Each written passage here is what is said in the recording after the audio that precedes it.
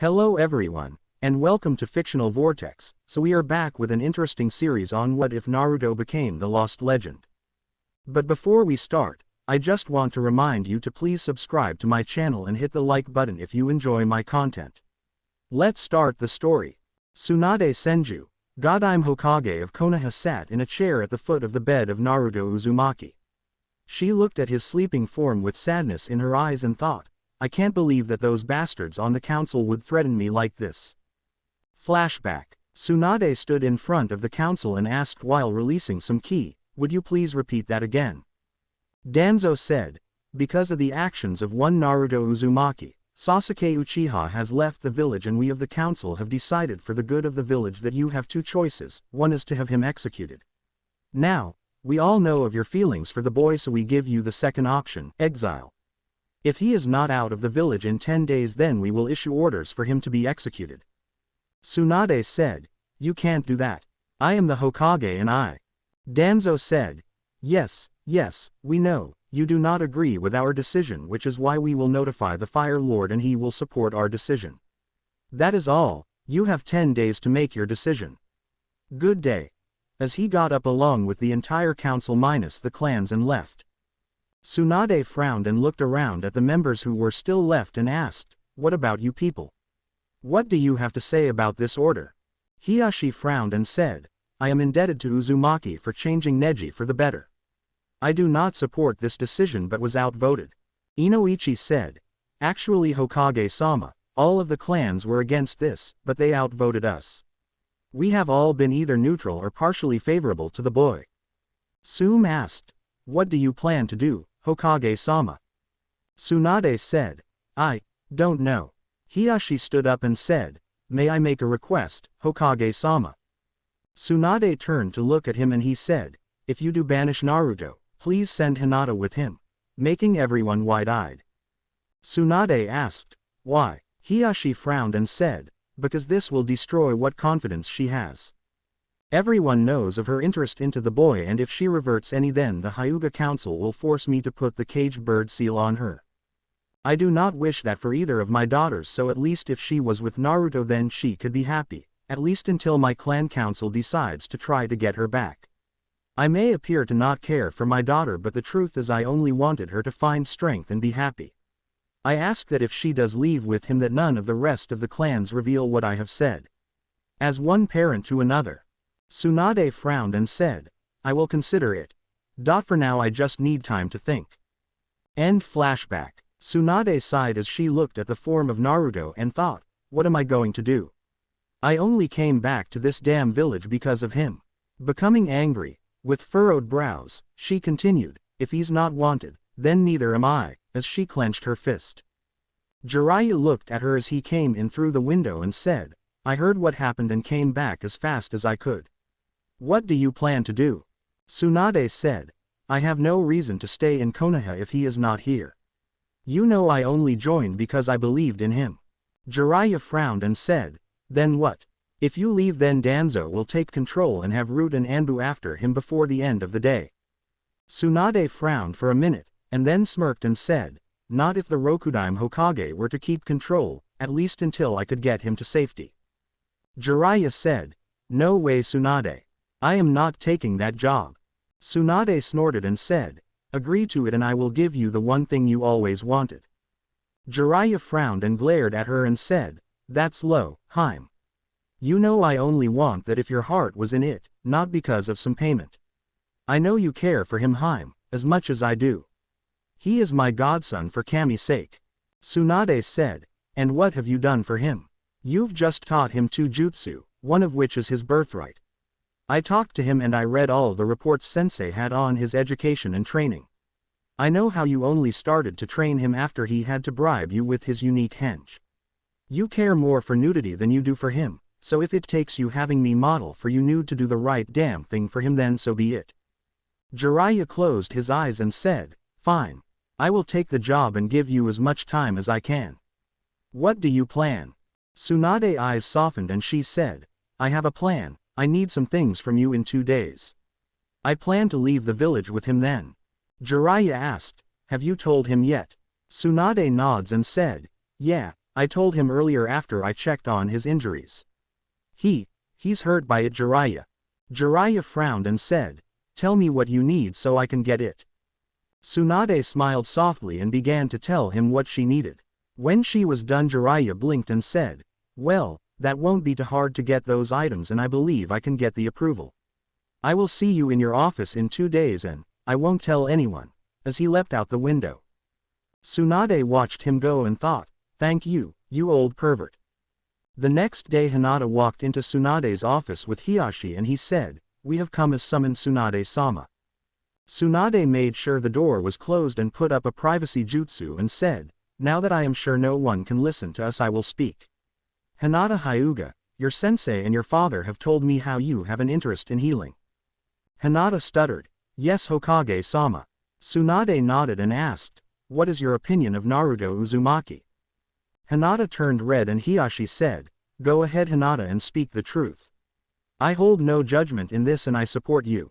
Hinata nodded and stuttered, he inspires me, Hokage-sama. No matter what happens he always gets back up and keeps going.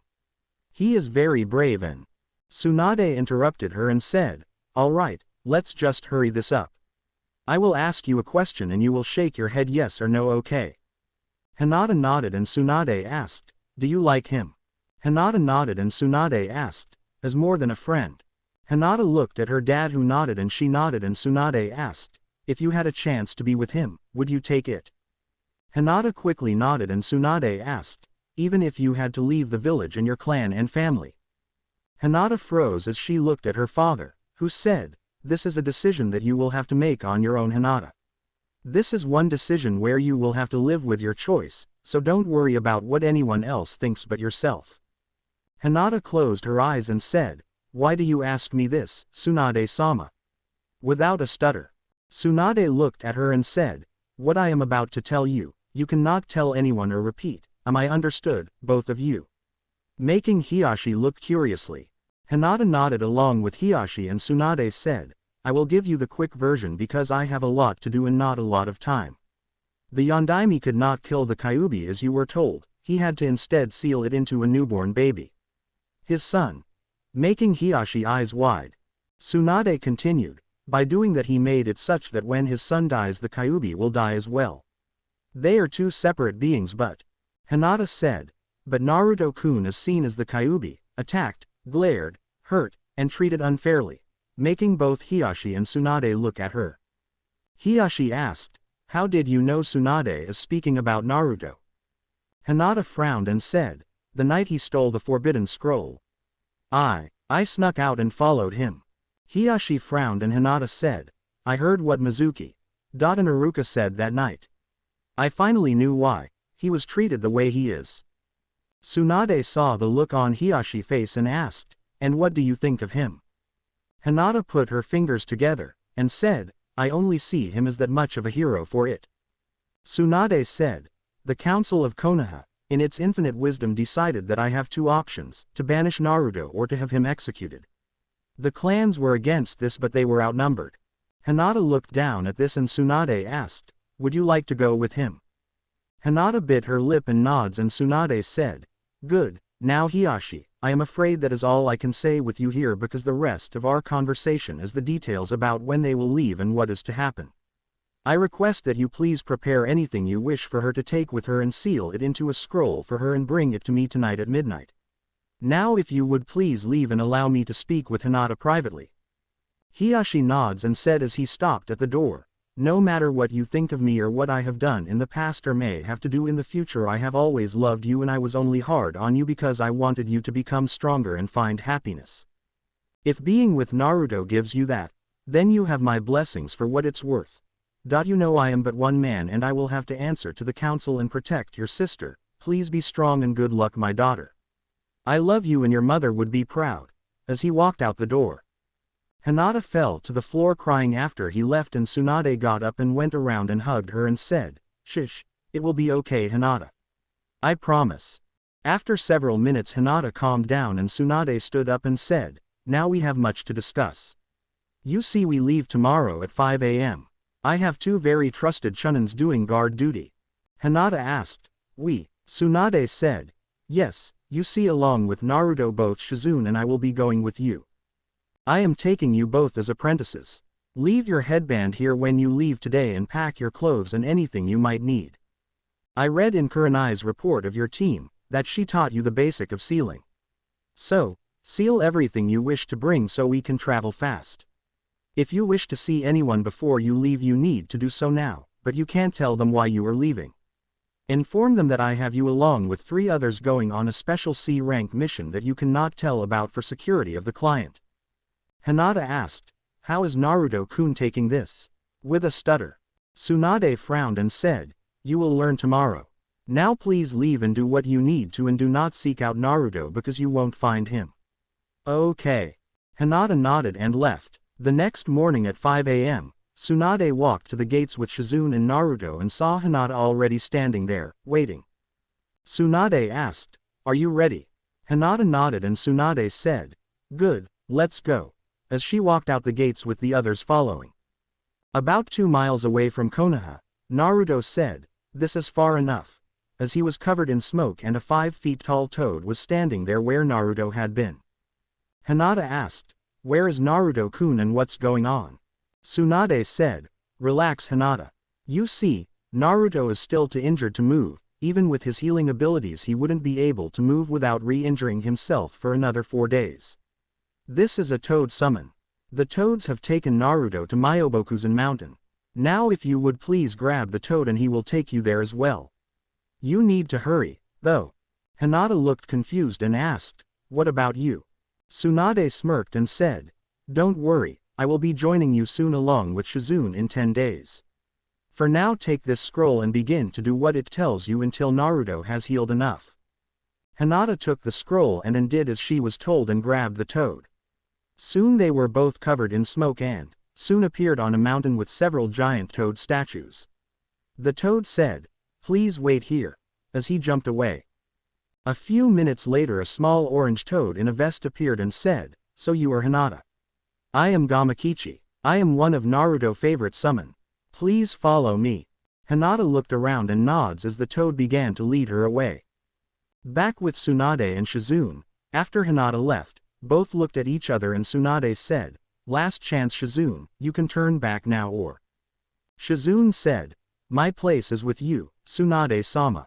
Tsunade said, right, then you know the plan, let's go, as both took off leaping through the trees. Hinata looked at the hut Gamakichi lead her to and Gamakichi said, bro's in there asleep. Slug lady put him in a medical coma until he heals.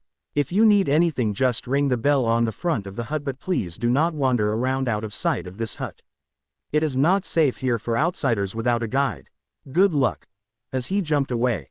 Hinata looked at him until he was gone and she stepped into the hut and saw a toad sitting on Naruto's stomach and he looked at her and nodded before he jumped away. Hinata walked over and looked at Naruto and saw he had bandages over his chest. She closed her eyes and activated her bloodline and looked at Naruto. She gasped and thought, poor Naruto-kun, did Sasuke do this to you? As she cancelled her bloodline and sat down moving the hair away from his face. After about an hour of looking at him sleep, she pulled out the scroll Tsunade had given her and opened it and read. Hinata, if you're reading this then you have already been taken to where Naruto is. Please make sure that he does not move around too much when he wakes up. Now for yourself I don't know what is there you can use or not, so I have several books that I want you to read while you watch our favorite knucklehead. When he wakes up have him read them as well. Please help him when he needs it and give him support. Test him on what you both read to make sure he actually knows it. I want at least the book on basic anatomy memorized by you both by the time we meet up. Tsunade. Hinata looked at seal with the kanji for one on it and unsealed it with chakra and out popped a book labeled Basic Anatomy. She looked at Naruto and then sighed as she opened the book and began to read. Later that afternoon, in Konoha, in the Hokage office there was a knock on the door. Tsunade said, come in, as she was looking at some books on her desk. Homura and Kaharu both walked into her office and she looked up and glared before looking back at the book she was reading and asked, what do you want? With disdain in her voice. Homura said, we came to see if you have decided what to do about Uzumaki. Tsunade said, Naruto is still in a coma from the Chidori Sasuke shoved in his chest. I will not make a decision without talking with him about it first. Koharu said. We had heard he had awoken already and you had talked with him. Tsunade said. And this from the same people who wish he was dead. Sorry to disappoint, but even with the Kyuubi inside him helping, he is not immortal and still human and requires time to recover from near death. Anyone who attempts to harm him before he is healed enough to either leave or face his execution will result in the death of not only the person who attempted it but their 3 closest blood relatives, or if they are not any relatives then their teammates. Both Koharu and Homura's eyes got wide and Homura said, You can't do that, Tsunade. Tsunade said, I have already made it official and sent it to the Fire Lord along with a copy of your orders, his medical file about his injuries, the mission he was on as well as the other members who were with him and their reports, as well as a few other files I found in Sensei's files I thought would be important. You want a fight? Well, this bitch has claws. Now get the hell out of my office or I will send you both to Ibiki for insubordination. Koharu frowned and Homura said, This isn't over, Tsunade. Before Homaru could say anything, Tsunade had cleared her desk and had slammed her against a bookshelf and said, Do not threaten me, you old bastard. I am the Hokage and you are my advisors. Do not try my patience. As she let go of Homura and stepped back and said, Do not bother me until the time limit is up or I will kill you. Now. Both advisors quickly left and after they were gone Tsunade slumped into a chair and was covered in smoke as Jiraiya appeared and thought, Well, that will buy you some time, Haim. Let's see what else I can do, huh? Perfect. Jiraiya quickly put up a henge again and pressed a seal under the desk and said, Anbu. 4 Anbu appeared and Tsunade said, Get me Hatake Kakashi and bring him yourselves. I want him here, right, now. The 4 Anbu quickly left and Tsunade smirked and began to write something down, and about 10 minutes later Kakashi appeared with the 4 Anbu. Kakashi asked, Don't you think this was a little overboard, Hokage-sama? Tsunade looked up and glared at him and said, Anbu, leave us, and they left. She then said, Now Kakashi, I have been reviewing some files on Team 7 along with your personal files. I do not have a lot of faith in you at the moment from what I have read. According to your own reports, all you have done is trained your team in teamwork and tree climbing while you focused on the Uchiha. Kakashi frowned behind his mask and opened his mouth to say something when Tsunade said, Don't say a word or I will have you do D-rank missions for a year in one of Guy's jumpsuits. Kakashi shuddered and Tsunade said, Now, I read your report that there was nothing you could teach them because of their lack of chakra control, and I find that hard to believe that a man who has copied over 1000 jutsu could not find something that they could learn. So, I am giving you the next 5 days to write down every jutsu you know, hand signs, how to do it and a description of the jutsu. Kakashi said, But, Tsunade slammed her fist into the desk and said, That is not a request. It is an order. I want that in my hands in 5 days or I will have your Sharingan removed and destroyed and have you put on trial for treason because purposely sabotaging your genin team training qualifies as insubordination, especially with us in a war now. Now get started, time is counting down. Kakashi said, Yes Hokage-sama, as he shunshin away. After he was gone Tsunade released the jutsu and Jiraiya was seen again and he thought, Well, that should help you, Haim, with his training. With the real Tsunade, Tsunade sighed as she and Shizune sat on a river and Shizune said, Where exactly are we going, Tsunade-sama? Tsunade said, By now Jiraiya should have sent those reports I fixed up to the Fire Lord as well as a copy of my final orders. Shizune asked, What were they? I know you had me getting several items for you like the Forbidden Scroll, the Sarutobi clan summoning contract, money from the Konoha treasury. Though, why was it such a weird amount? Tsunade smirked and said, Konoha was originally founded by the Senju and the Uchiha clans. As part of the original charter, if either clan were to leave the village they would split the village in half between the 2 clans. What I had you take was exactly half of the Konoha treasury, which is legally mine. Shizune frowned and said, All right, I can understand that. But what were your orders? And why the summoning contract? Tsunade said, Asuma had a falling out between him and his father, refusing to ever sign the contract. I fear that it will never find its way to Konohamaru's arms. So, I am taking it until he reaches the age at which he will be capable of using it. As for my other orders, I officially took Naruto and Hinata as my apprentice and had both promoted to the rank of Chunin.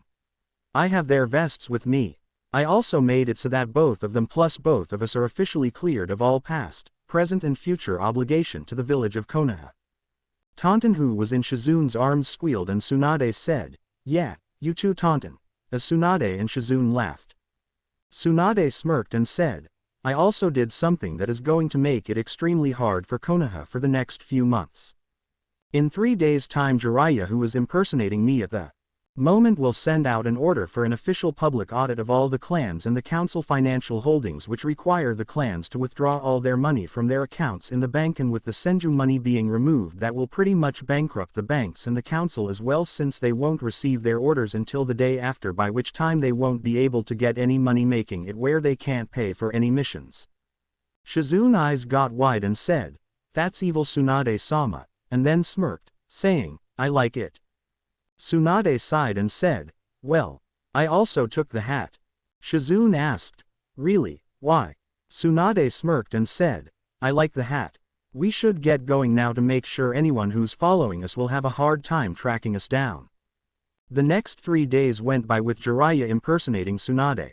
Only D-rank missions were being issued. Today, Tsunade sat in her office and said, "Anbu," while using a seal under the desk. The Anbu appeared and Tsunade said, "Please take these orders to each of the clans of Konoha. To the clan heads themselves," as she handed them several scrolls. The Anbu said, "Hi," as they quickly left.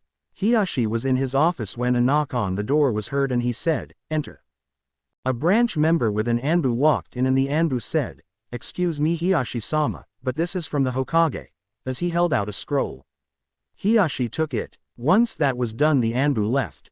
Hiyashi raised an eyebrow and opened the scroll and read, "Hello, Hiyashi. I am sending this to inform you that because of certain information I have received of theft of funds from our treasury by members of the council, I have decided to do an audit of each of the council members and their families' funds to verify the information I have received. I am sending this notice to each of the clans first because I do not believe that the clans are involved, but I have to be fair to everyone as Hokage and investigate you as well, seeing that you are a member of the council. This is nothing personal. Now what I would like to request of you is to gather all your family assets from any accounts you have and hold them until this audit is over to ensure there is no laundering, shall we say, of money from one group to another to cover their guilt. By my orders, the council cannot force you to return the funds until the audit is done to every member of the council and then the treasury of the village to verify that the correct amount is there. I am requesting that all involved in this audit use the enclosed ledger to record all transactions of your funds made during the time of the audit. I will have the auditor begin on Monday and the council will be informed tomorrow, so you have a day to gather your funds as do each of the other clans. I thank you for your service in aiding me during this time, and I will make this as painless as possible for those involved. Tsunade Senju, Godime Hokage. P.S. Due to the recent defection of Sasuke Uchiha, all funds, property, and debts of the Uchiha clan go to the closest living relatives in Konoha, namely the Hyuga clan, effective tomorrow. I have the official transfer of ownership orders enclosed below in the seal that contains the ledger. Hiyashi blinked and blinked again and thought, "What the hell are you up to, Tsunade? This is a very bold move," and said, "Have the entire branch family gather in the main hall immediately," to the branch member who was waiting to be released. The branch member said, "Yes, Hiyashi-sama," as he turned and left.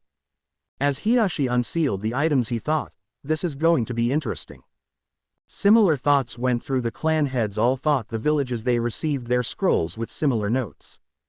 As this was going on, Tsunade and Shizun were on a boat and Shizun asked, "So now that we are on our way to Mist, what are you planning?" Tsunade smirked and said, "Simple. We get a hotel and get spotted a few times by the local ninjas and then we hinge and leave town on another boat to our next destination." Shizun said, "Thus making anyone who follows us having a harder time to follow our trail.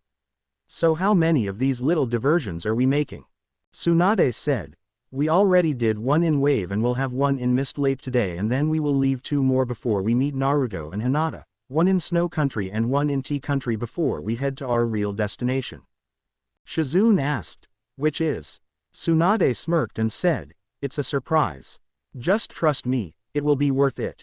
Shizune frowned and said, tell me we're not going to be gambling. Tsunade said, nope, not right now at least. This is too important to gamble on. Shizune blinked and blinked again as she put her hands together and said, Kai. And tried it again and again until Tsunade slapped her upside the head.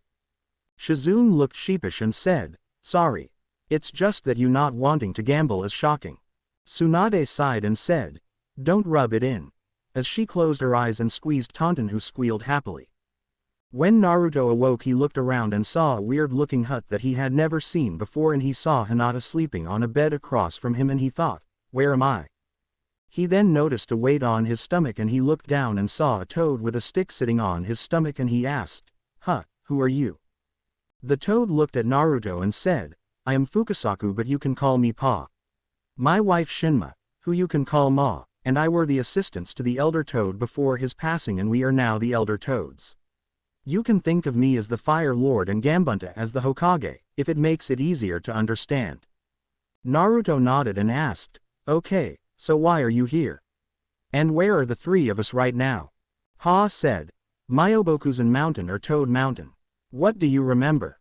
Naruto frowned and thought. Flashback. Naruto slowly awoke and saw a white hospital room. He looked over to see Tsunade, who was removing her hand from his head, and he asked, what happened? Tsunade said, what do you remember? Naruto thought and said, I remember Sasuke and I fighting at some valley, and he, as his eyes went wide. He looked down to see his chest was heavily bandaged. Tsunade said, if you were anyone else, you would have died. Luckily Kakashi found you and was able to bring you back, and I was able to save you, with sadness in her voice. Naruto looked at her and saw she had been crying. He asked, kindly, what's wrong? You said I am okay, so why are you sad? Tsunade frowned and said, the council is blaming you for Sasuke's defection. They are forcing me to either have you banished or executed. Naruto closed his eyes and thought, why would the council? Kyuubi, it has to be Kyuubi. Why, in the 9 hells, can't they see me and that bastard are two different beings altogether? As he looked at Tsunade with a grim face, he asked, so when will I die? Tsunade said, you're not. I have some things to take care of, but you are not going to die. Just rest for now and leave things to me, okay? I will protect you, Otudo-chan. Before Naruto could say anything, Tsunade placed her hand on his head, and he fell back to sleep. End flashback. Naruto frowned and said, I was either going to be banished or executed, and Tsunade said she would not let me die. Ha said, Tsunade kept her word and protected you by sending you here to finish healing. Then you will meet up with her and someone named Shizune later. Naruto looked confused and asked, Ha smiled and said, don't worry about it. There is a scroll there for you to read since you can't walk for another 2 days without re-injuring yourself, as he pointed toward a scroll and hopped off. Naruto asked, wait, what about Hinata? Ha looked back and said, you will have to ask her yourself. If you need anything, have the girl ring the bell and someone will come. There is a bathroom behind the door to the left there, but there is no shower, sorry. We hardly ever have humans here.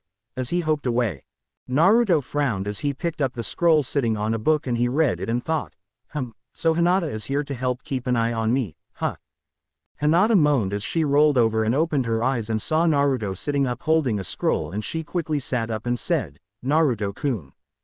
Naruto said, hey Hinata, what's up? I mean, why did Tsunade-bachan send you to keep an eye on me? Hinata looked around and put her fingers together and said with stutter, well, she asked. I accepted. Naruto looked confused and asked, but why you? Hinata blushed and asked in a stutter, can we talk about that later? Tsunade-sama wants us to study while we are here, as she looked down. Naruto frowned and said, I guess you're right, but I don't see why I need to read this. Hinata said, I am sure Tsunade-sama has her reasons, Naruto-kun, in a stutter. Naruto nods and said, why not? I don't have anything else I can do right now anyways. Do you want to read this? Hinata blushed and said, I already did. I finished it while you were SSL sleeping. I am starting the NAXXT book already. Why? As she showed the book that was beside her, when she fell asleep reading. Naruto blinked and looked at the book that was under the scroll and asked, "How long have we been here?" "Because this book is huge." Hinata said, "3 days. Naruto said, 3 days and you've been here that whole time?" Hinata could only nod and Naruto thought, why would Hinata agree to watch me while I was asleep for that long? As he glanced at Hinata who was read and reading a book. Naruto sighed and he opened the book and began to read. The next day in Konoha, Tsunade summoned her Anbu again and when they appeared, said, "Please take this official orders to the council and tell them it's non-negotiable and failure to do so shall result in immediate 10 years of prison for treason." Inside the council chambers a few minutes later the Anbu appeared and Homura asked, "Why are you here, Anbu?" One said, "Hokage-sama sent this here and said to tell you that it is non-negotiable and failure to do so shall result in immediate 10 years of prison for treason," as he handed the scroll to Homaru before leaving with his squad. Homura took the scroll and opened it and began to read and his eyes went wide. Danzo asked, "What does the princess say?" Homura said, "She claims to have received reports of theft of village funds by members of the council and has ordered an audit of all council members and their families." Danzo said, "She can't do that." Hiashi smirked along with the other clan heads and he said, "Actually she can and my clan has claimed all of our assets already for the audit as per her orders." Danzo frowned and saw the other clans nod and thought, "What are you up to, Tsunade?" Hiashi saw the frown and said, "You know, the funny thing is when my clan claimed all our assets, it seemed a huge chunk was missing. So, I have to agree and support this claim that someone is taking funds from the village funds." Kaharu asked, "What do you mean when you talk about your clan and the village funds? They are two separate accounts." Hiashi smirked and said, "Actually, when I took this letter of authorization Tsunade gave me, the bank manager informed me that Tsunade took what belonged to the Senju clan for her family audit as well, and when I claimed the Uchiha clan funds there was a huge chunk missing." A civilian asked, "Wait, what right do you have to the Uchiha funds?" Hiashi pulled out a scroll and read, "As per order of the Godime Hokage of Konoha, with the defection of the last Uchiha, all assets that belong to the Uchiha clan including money, debt, lands, and property hereby go to their closest living relatives, the Hyuga clan." Several people frowned at this and Homura said, "She does not have the authorization to do that." Hiashi pulled out another scroll and said, "According to the village charter, in the event of the destruction of a family no longer residing in Konoha by death, becoming a missing nin, or going missing, all their assets will transfer to the closest living relative, and since the Uchiha clan was once part of the Hyuga clan, that makes my clan the closest living relative." Several people frowned at this and Homura said, "That still does not explain why you are messing with the village funds." Several people looked at Hiashi and he said, "Thank you for asking. You see, it was pointed out to me that because of the village charter, the village funds are divided evenly between the Uchiha clan and the Senju clan due to the fact both clans were the founding clans of Konoha and set the account up with their own funds." Danzo frowned at this and thought, "This is not good. If the Hyuga clan and Tsunade has all the village funds and the clans accounts then," as his eyes went wide as he realized something and said, "Very clever, Tsunade," drawing everyone's attention. Kaharu asked, "What are you going on about, Danzo?" Danzo said, "Tsunade has effectively shut the village down by doing this. If the village funds are now in the control of the Hyuga and Senju clans, we can't afford to pay for any missions, thus making the situation unstable, as we can't send anyone on any mission until the funds are returned. I say we should overrule her on this matter, so that we can continue to run the village." Hiashi said, "My clan refuses to return the funds until the missing funds are found. There is over 200 million missing from the village funds and neither the council nor the Hokage can tell a clan what to do. Unless, of course, you wish to have a civil war in the village," finished Hiashi. Homura said, "Then how are we to afford to pay for missions?" Hiashi said, "That is not my problem. The audit begins on Monday, so I would say you all should be more worried about getting your assets together, because I know for a fact that all 3 banks in the village claimed that nearly all the funds in the bank were now gone since each of the clans have collected our assets." Danzo thought, "Clever move, Tsunade. First, the Fire Lord who should have received your message by now will be here in a few days. And now, the bank's cutting off our funding. Does she know of my root program? While Danzo was thinking, he had missed the gasp of several civilian members, who quickly left. Hiashi thought, I see what you have planned now, Tsunade. You knew that when you gave me the Uchiha assets that I would have no choice but to inquire as to why the Uchiha part of the village accounts was less than it should have been, especially when you took exactly half, according to the ledger, that should have been there. I wonder how Hinata and Naruto are. With that, Hiashi left the room. The next day, Kakashi appeared in the Hokage office and saw Jiraiya sitting in Tsunade's desk. He asked, where is Tsunade-sama? Jiraiya said, Ah, Kakashi, I take it that you have listed down all the jutsu you know, as Tsunade had asked. Kakashi frowned behind his mask and said, Yes, Jiraiya-sama, but how do you know about it? Jiraiya said, Tsunade mentioned it when she went to check on Naruto. She said that you would drop by sometime today. With the recent events between her and the council, she asked me to watch her office while she was away to ensure no one broke in and took something. She also told me to take a look at the list and compare the chakra and control level both Sakura and Naruto displayed at the time I took over his training to see if you were telling the truth or not. Kakashi sighed and said, Then I suppose I should hand this in to you then, as he pulled out 5 scrolls each labeled under different elements. Jiraiya nodded and took them. He said, Well, you may go while I review this, and don't worry. Unless there are several blatant deceptions that I can see you were lying, I will support you. After all, I am a reasonable man and you are my #1 fan. And, I am not emotional like Tsunade can be. You are dismissed. Kakashi said, Thank you, Jiraiya-sama, as he left. The smile on Jiraiya's face fell, and he thought, Well, that movie about the clown and the flying rodent man I saw in my travels was good. You are my #1 guy and pow, kill the bastard. Now let's see what we got. Kakashi, I am so going to make your life hell. Jiraiya looked around and bit his thumb and quickly went through hand signs and said, Kuchio's no jutsu. As he slammed his hand down and an orange toad appeared who said, Yo. Jiraiya said, Gamakichi, listen a moment. I need you to see to it that Naruto gives these to Tsunade when they meet up, okay? It's important. Gamakichi nods and grabs the scrolls and disappears, and Jiraiya sighed as he slumped into the chair. He said, Now it's time for Tsunade to make her grand disappearance, with a smile, which vanished as he pulled out a scroll and hinged into Tsunade and pressed the seal under the desk and said, Anbu. When the Anbu appeared, Tsunade said, Please take this to the council in exactly 1 hour. Dismissed. As she handed a scroll to the Anbu and they left. After they were gone, she quickly pulled out some tags Jiraiya had been working on while he was there in the office and put them on the walls, windows, and as she closed the door as she walked out she placed several on the door and shunshin away and dropped the hinge, and Jiraiya thought, smirking, Now nobody can enter the office until I am named Hokage. He then headed toward the hot springs with a little giggle. Tsunade was on a boat heading toward Snow Country. She thought, Why do I feel like punching Jiraiya right now? Shizune asked, Are you alright, Tsunade-sama? Tsunade sighed, shook her head, and said, Must be my nerves or something. It won't be long until we reach Snow Country. Then, I can send word to Princess Koyuki Kazuhana about what happened to Naruto and our little escape.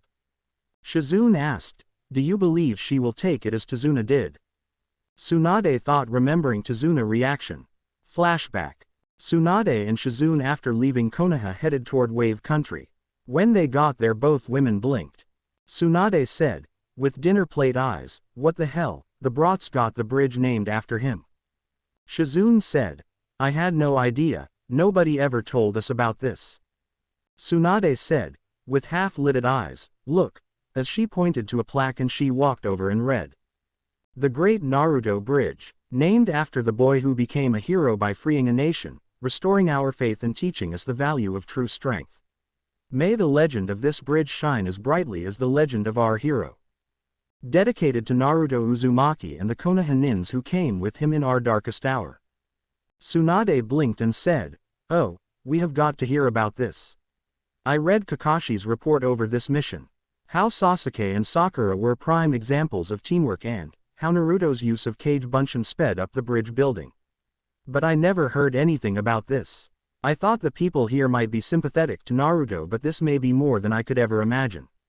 Let's see if we can find this Tazuna and hear his version, as she crossed the bridge with Shizune and Taunton. About an hour later, after getting directions, they came upon Tazuna's house. Tsunade knocked on the door. A few moments later a black-haired girl about the same age as Naruto opened the door and her eyes got wide a moment and tried to hide her response, but both Tsunade and Shizune caught it and the girl said, "Yes, can I help you?" Tsunade said, I am looking for Tazuna, the bridge builder." The girl said, "Oh, he's out at the moment but will be back in a few hours. May I ask what you wish to see him about?" Tsunade said, "It's about Naruto Uzumaki." The girl's eyes widened and said, "Naruto-kun, how is he?" Tsunade narrowed her eyes and said, "So, you know Naruto-kun, huh? What's your name?" A voice from behind the girl asked, "Haku, who is at the door?" Tsunade looked and saw a black-haired woman, who said, "Ah, guests, how can I help you ladies?" Tsunade said, "My name is Tsunade and this is Shizune. We were looking for Tazuna so we could inform him about Naruto." Haku bit her lip and said, "Tsunade here is a world-famous medical ninja, Tsunami-san." Tsunade said, "Well, until recently I was the Godime Hokage of Konoha." Tsunami said, "Really, so what about Naruto? My little son Inari looks up to Naruto like a big brother and Haku here is." Haku interrupted her and said, "Just someone whose life was changed by him." Tsunade said, "I see, do you mind if we come in and sit down? We have not really had a chance to rest in a few days since we left Konoha." Tsunami said, "Oh, of course. Please come in, sorry for my manners. We don't have many visitors anymore since Dad took over as the leader of the Land of Waves." Tsunade walked in with Shizune who was holding Taunton and sat down on the couch and Haku sat across from them in a chair while Tsunami to another chair and asked, "So what is Naruto up to?" Tsunade frowned and said, "Well, the Council of Konoha, after the recent defection of Uchiha Sasuke, at which time Naruto was injured, has decided to blame Naruto for Sasuke's defection, which is a lie and..." Haku said, "They still blame him for the Kyuubi and wanted to get rid of him, right?" Making both Tsunade and Shizune look at her. Shizune asked, "How do you know about that?" Tsunami sighed and said, "That is something you would have to ask Naruto about yourselves, I am afraid to say. So, now that we know why he's actually being punished, what is his punishment?" As she looked at Tsunade and Shizune. Tsunade looked at Shizune and sighed and said, "The council gave me an ultimatum. I either had to have him banished in 10 days or they would have him executed. Because of the fact I only became Hokage because of him, I have defected with my assistant Shizune here along with one other." Haku asked, "Where is he at?" Tsunade said, "He's somewhere safe because he's still injured from his fight with Sasuke." Haku asked, "What could cause that kind of Chidori?" Tsunade narrowed her eyes and said, "You seem to have me at a disadvantage. How were you able to know what jutsu was used on him?" Haku bit her lip and reached the bottom of her shirt and slowly pulled it up and both women's eyes widened and Haku said as she pulled it back down, "During the mission here Naruto-kun and I met and became friends even though I was the enemy. I was disguised as a hunter nin and was the tool of Zabuza-sama. We met in battle and I had defeated the Uchiha. Naruto-kun thought I had killed him and the Kyuubi's chakra leaked out. He attacked me covered with Kyuubi chakra and it had entered my body from the punches. Then he stopped when my mask broke. Then, he realized who I was and recovered. At that exact moment, Kakashi went to kill Zabuza-sama and I took the hit for him. Somehow, the Kyuubi's chakra and my bloodline sealed the wound with ice and it started doing something to my skin that turned it into that blue scar you just saw." Tsunade frowned and said, "May I?" As she motioned toward the scar. Haku frowns and nods and Tsunade moved over and did some hand signs and her hand glows and she scanned the scar and after several minutes she said, strange. It appears to be exactly what Kyuubi did to help heal Naruto. Are you sure the Kyuubi chakra was in you from the fight?" Haku said, "Yeah, my chakra control has always been good and I could detect foreign chakra from genjutsu. It was red, and it burns. Naruto was the only one who knew I was still alive at the end of the battle because his team made him take care of mine and Zabuza-sama's body after they left. He took me to a small cave he found and stayed with me until I was nearly healed and his team had to leave. He talked to Tazuna and his family privately and asked could they watch me for him and they agreed. I have been here ever since. Shizune asked as she looked at Haku, what exactly were you and Naruto? Haku narrowed her eyes and said, friends. Shizune said, alright, fine. I was just curious because, I mean, if he told you about Kyuubi he must trust you a lot. Tsunade sighed as she looked at the clock and said, we need to leave soon, Shizune, if we are going to throw the ninjas off the trail. A male voice said, just be sure that you keep that boy safe, and, if you need anything from us, you got it. And all the woman looked and saw Tazuna sitting at the window to the house and Tsunade asked, who are you? Tazuna came in through the door and said, the name's Tazuna and I am the newly elected leader of Wave Country after our Wave Lord decided to quit after his failure over Gato and his cowardliness to do anything about it. I got reports of a pair of ladies looking for me and where I live so I came to see what was up. I have been here long enough to hear about what the council did. I will tell you this now. Wave Country will break our trade alliance with Konoha for doing this to our hero. Tsunade said, well, I am glad to hear that because I have taken Naruto as my apprentice and will be teaching him everything I can to make Konoha regret everything they ever done to him. Tazuna said, then we are in an agreement. If you need anything for him, don't be afraid to send word. My people are eternally grateful to him. Tsunade smiled and said, I'm glad someone sees him as a hero. I hate to say this but we are leading several false leads as to where we are and if we are going to meet up with him when we are supposed to we must leave. Tazuna said, of course. Take care of him for us. Tsunami said, please tell Naruto that Inari wants to see him. Haku said, tell Naruto-kun, it's snowing now but springs will come soon. He will know what it means. As she turned and walked up the stairs. After she was gone Tsunami said, please forgive Haku. Her and Naruto have some sort of bond and he is a very touchy subject for her. Even I don't know all the details. Tsunade thought, what haven't you told me, Naruto? And said, it's all right, he's a touchy subject for us as well. It was a pleasure to meet you all and when we can we will see you all. Come on Shizune, let's go catch a boat to Water Country. End flashback. Shizune saw Tsunade in thought and pulled out a scroll and wrote something. Tsunade blinked and read, so how long are we going to let her follow us before we do something about it? Tsunade said, you know, I don't know Shizune. I wonder about that myself. For now I say we just sit and wait until the right time to find out. Don't want to piss off a possible ally or make any new enemies. With Naruto and Hinata, Naruto growled as he threw the book across the hut and said, I can't take it any longer. My head hurts from trying to remember the bones, muscles and pressure points. Hinata sighed as she got up and picked the book up and walked over and sat down on the side of the bed Naruto was in and said with only a light stutter, Naruto-kun, I know this is hard to handle, but just think, it might come in handy in the future. Also, Tsunade-sama wouldn't have us reading this without reason. Naruto closed his eyes and began to rub his temples when he felt Hinata hands over his and he opened his eyes and she said, just close your eyes and let me show you something I learned reading the next book, with a blush on her face. Naruto did and Hinata rubbed his temples while using chakra to massage them and Naruto said as the pain started to go away, you know Hinata, you're not stuttering as much and you don't faint when near me anymore. Why is that? Hinata blushed redder and said, I don't know. Naruto said, you're lying. And Hinata asked, what makes you think that? As she stopped moving her fingers. Naruto put his hand over hers and said, I could feel your heartbeat when you were rubbing my temples and when you spoke before it was steady but when you said you didn't know it went faster. I read that the heart beats faster when you lie from the stress. If you don't want to tell me then say so but please don't lie to me. As he moved her hands away.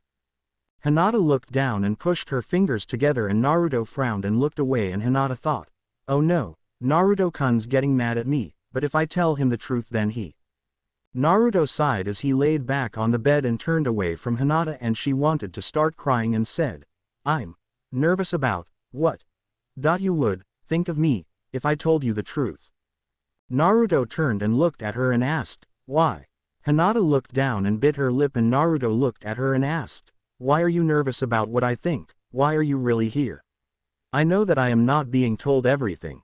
Why did you leave your family to be here with me? Hinata opened her mouth when a female voice said, I swear, you're as dense as your father was. As Naruto looked over and saw another small frog. Naruto blinked and asked, come again. The frog jumped over and sat down on Hinata's lap and said, I just said you are just as dense as your father was. You can't tell a girl likes you unless she walks up to you and beats it into your head. Naruto blinked and blinked again and thought, a girl likes me, does she mean Hinata likes me? Is that why she always faints? And, as his eyes slowly widened and Hinata got redder and redder the more he looked at her, he asked, is this true, Hinata, do you like me? Hinata swallowed and closed her eyes and nods, and Naruto looked confused and asked, why?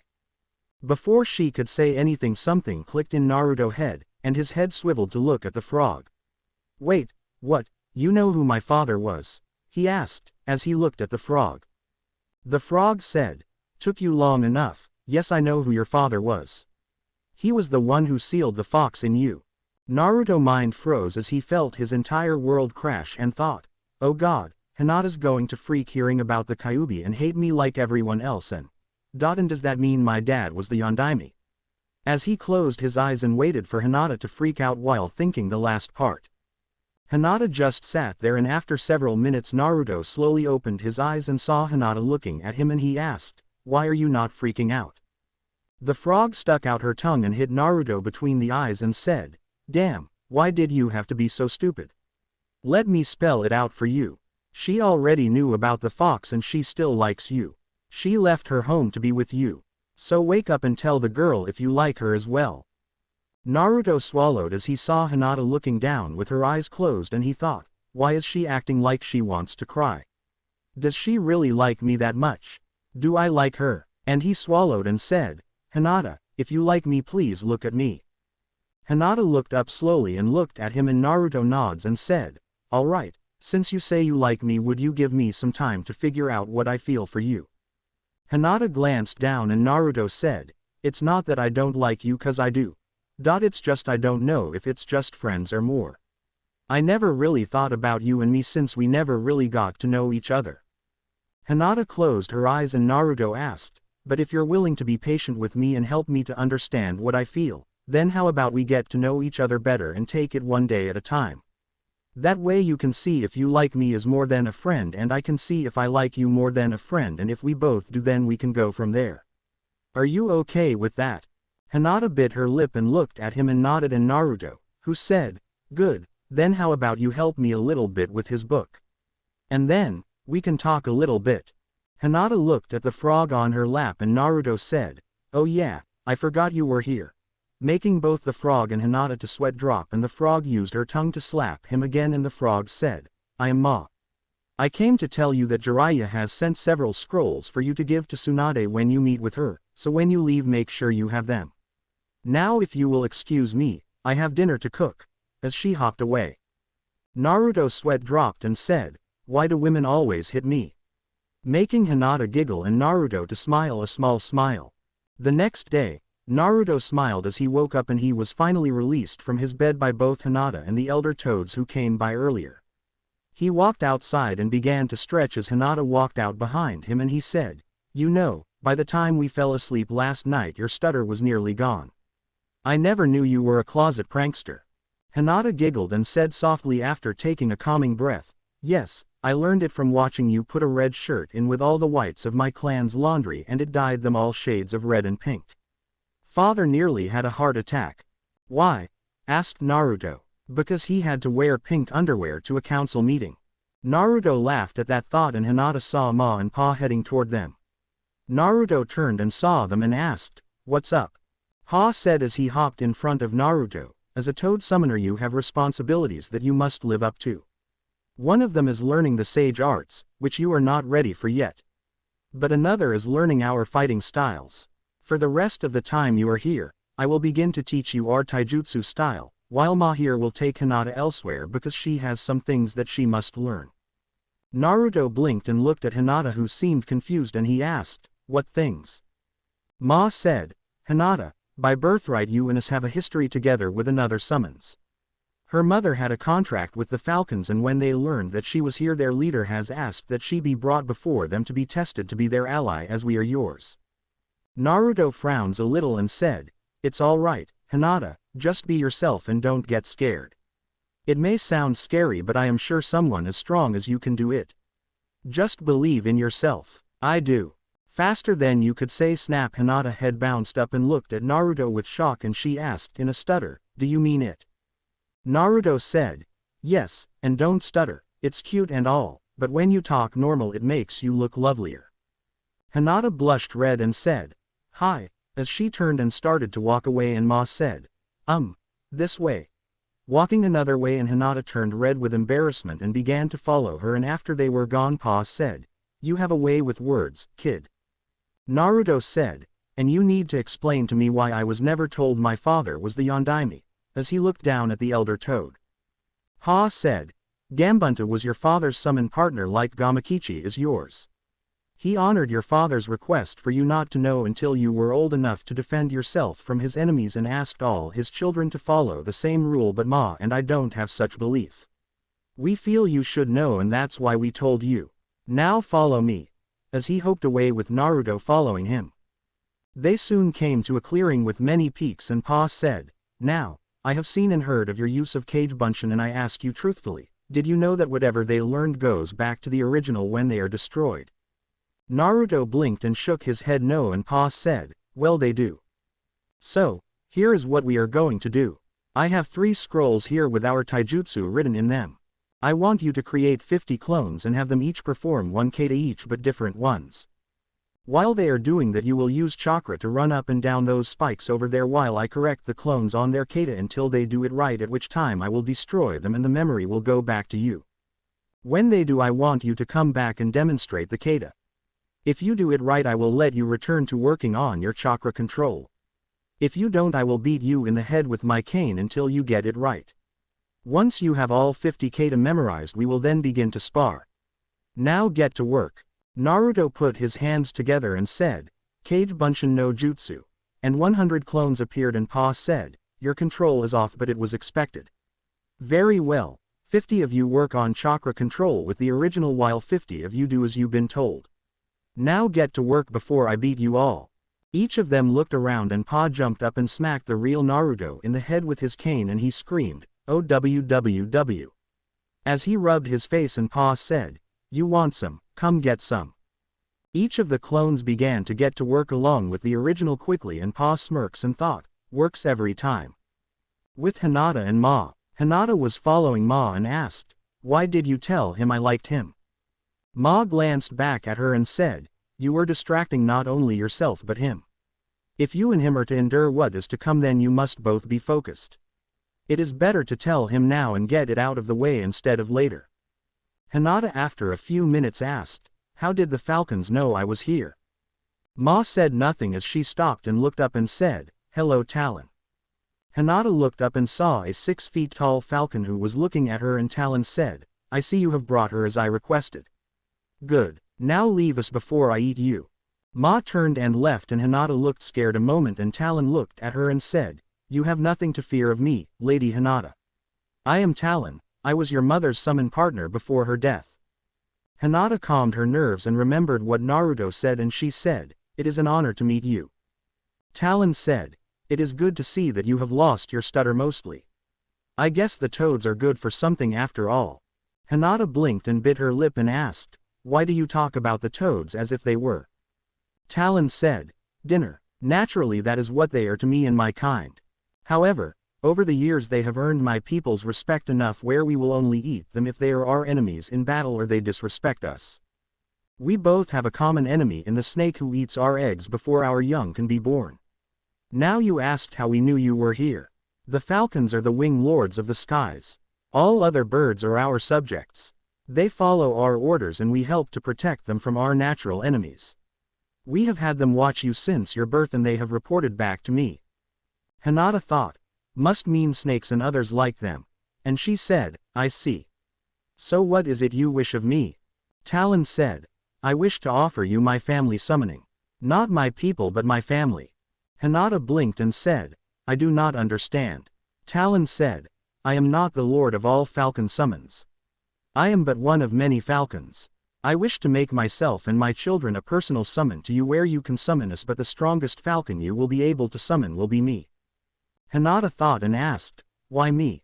Talon said, it was a request from your mother that you receive the honor. Not your sister or anyone else, but you.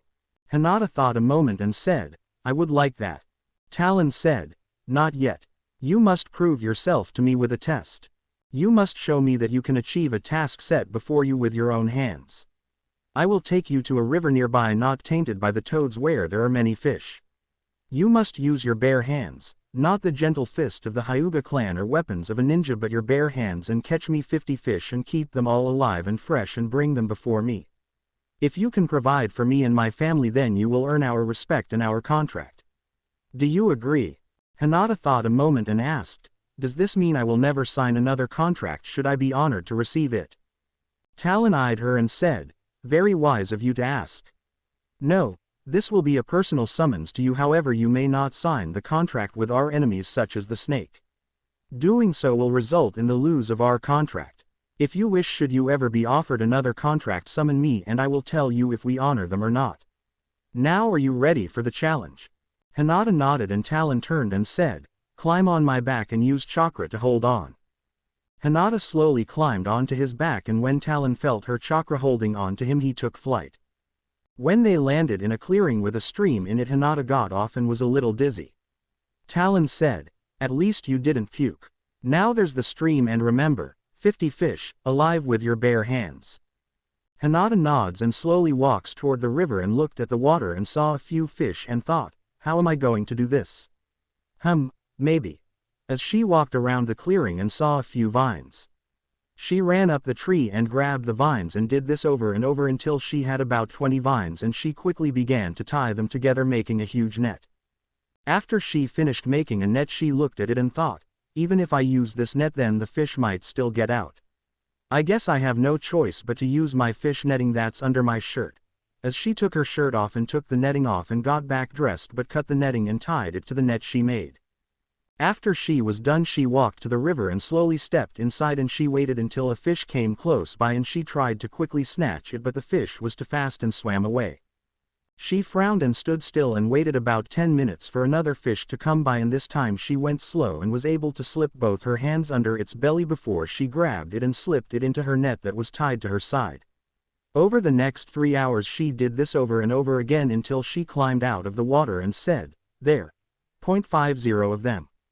Talon looked at them and quickly ate them and said, very good. Remember to have a fish with you as our payment, when you summon any of us. Now take the scroll there on my foot and sign your name with blood and place your handprint on it. Hinata did as she was told, and after being told the hand signs, Talon said, good, now let's take you back to those toads and continue whatever it is that big-breasted woman has you doing. Hinata giggled as she heard this and climbed on before they flew back. When she got there, Talon flew away. Ma came and said, follow me. The idiot needs your help again. When Hinata followed her back to the little hut she was sharing with Naruto, she screamed, Naruto-kun, as she saw all the whelps on his body but mostly on his head. He smiled and said, ooh pretty. I see an angel. As he passed out after spinning around his feet. Hinata blushed and Ma sighed and said, ha, too rough on his training, as she hoped away. In Konoha, Danzo frowned as he stood outside of the Hokage office and thought, what are you up to, Tsunade? You have sealed the Hokage office as well as the hospital room to the Nine-Tails child. Why? He looked around as he saw several people look at the door before leaving and thought, what are you playing at, Tsunade? Shutting down the village like this makes no sense, unless, as his eyes got wide. He walked over to Shizune's desk and pulled out a drawer and thought, you're trying to hide the boy. Or have you already had him leave the village and stalling us by distracting us away, giving him a head start? As he closed the empty drawer and left. A little later he was in his office and he said, Root, and 4 Root members appeared. He said, I want all Root operatives to search the village for Tsunade Senju and Naruto Uzumaki. I know they say he is still in the hospital room, but I believe he is no longer there. Go. And the 4 said, hi, and left. Danzo got up and opened his filing cabinet and pulled out a folder and sat down to read it. Thinking, it appears that the boy has allies in Wave, Snow, T, and Suna. Wave and Suna won't be a problem for my men, but Snow and T country will be, because they will have to take a ship, and as it stands right now, I can't spend any money or risk compromising my operations. Jiraiya was giggling at the hot springs when he tensed a moment and saw a shinobi land on the roof of the hot spring and look around and thought, that's a root ninja. I recognize the way he dresses. It's too strict. Have you started to catch on, Danzo? As he looked back into the hole and wrote down what he saw on a notepad. With Tsunade and Shizune, Tsunade smiled as she stretched in the VIP room of the ship they were on, leaving Spring Country, and said, well, I have to say, the kids got away with women, huh? Shizune shook her head and said, I can't believe it. How can someone become the hero of two countries that he's never seen before and yet he's hated in his own? It makes no sense. Tsunade said, I know, but that's the way it is. So are you ready for our next destination? As she shifted her eyes toward the closet on the other side of the room. Shizune saw this and said, yes, but before we talk about this anymore, I need to use the restroom, as she got up and walked toward the restroom that was beside the closet. When she went inside, she closed the door and pulled out a paper tag and put it on the shower wall that was the back of the closet and then on the side with another tag. She then flushed the toilet, taking off her shirt, and walked out and walked toward the dresser on the other side of the closet and said, I need another shirt. My other one stinks. As she opens a dresser drawer and slipped on a new shirt and moving at Junin speed, she slapped a third tag on the outside of the closet by the dresser, and a cry of pain was heard inside the closet, and Tsunade got up and walked over and opened the closet and said, hello, Haku, as she looked at the girl who was passed out on the floor of the closet. When Haku woke up, she found herself tied to a chair and her body felt numb. She looked around and saw Shizune and Tsunade both sitting across from her. Tsunade asked, so why have you been following us ever since we left Tazuna house? Haku didn't say anything, and Shizune sighed and said, please tell us, we don't want to hurt you. Haku remained silent and Tsunade said, very well.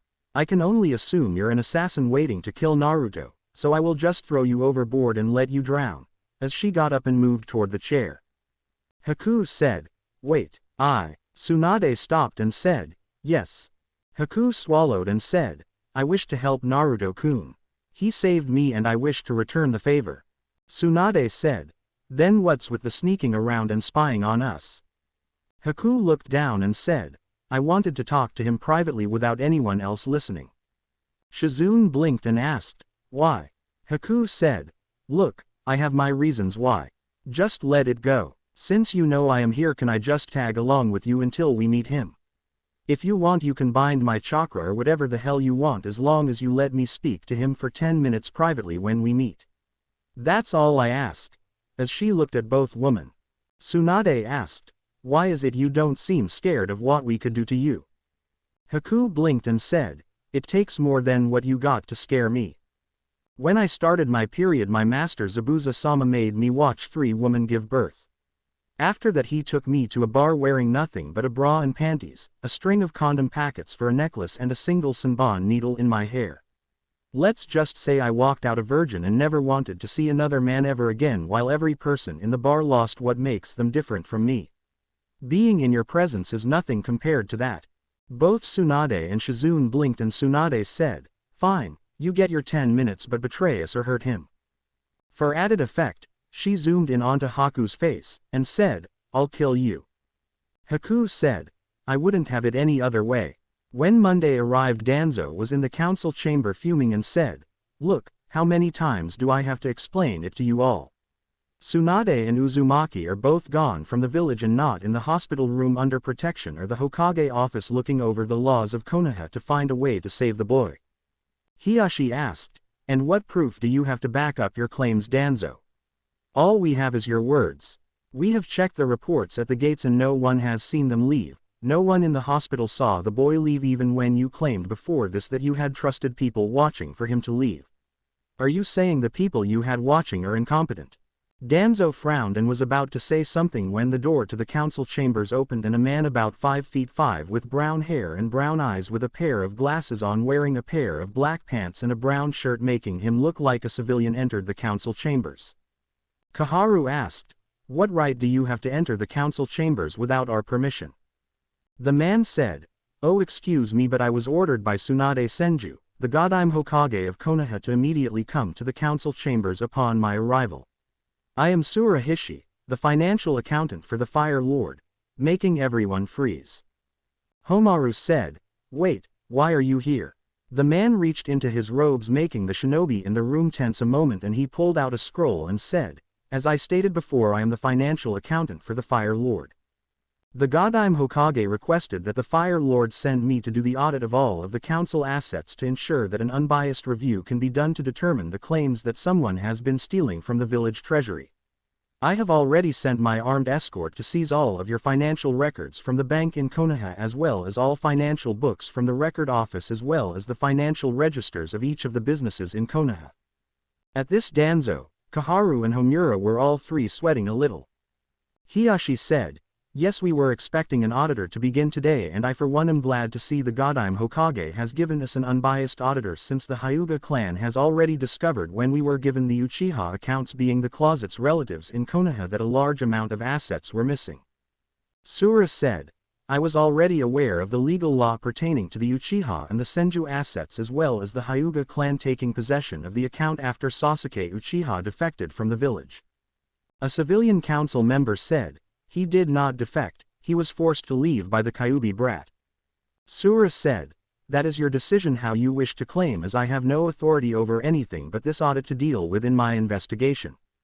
However, as of the moment I was given my orders from the Fire Lord, the legal standpoint is that Uchiha Sasuke defected from the village, joining the Sound Village, and has been added to the bingo book as such as AA rank missing nin to be killed on sight due to the fact he has used an assassination jutsu on, at the time, a loyal Leaf shinobi, as well as joining a known enemy of the Leaf in the Sand Village." Koharu said, "This is an outrage. Who dared to mark Sasuke Uchiha as an A-rank missing nin to be killed on sight?" Sura pushed his glasses up and said, "That would be the Godime Kazekage," making several people flinch. Danzo said, "I was not aware Suna had already elected a new Kazekage." Sura said, "From what I understand, there is a great many things you are not aware of. Now, since I am a busy man, I am sure this council is as well. I will begin my audit and make this as painless as possible. I shall first start off with the people who have the most access to the funds in questions, and from my understanding that is the advisors, Koharu, Homaru, and then after those two I will go with Danzo, then the clans, and lastly the civilian members of the council, to determine if funds are actually missing, and if so, which parties are involved." Hiyashi asked, "How long will it take for this investigation to be finished?" Sura said, "I shall be finished by the time the Fire Lord arrives next week." Danzo asked, "How will you be able to do the entire council in that short of a period?"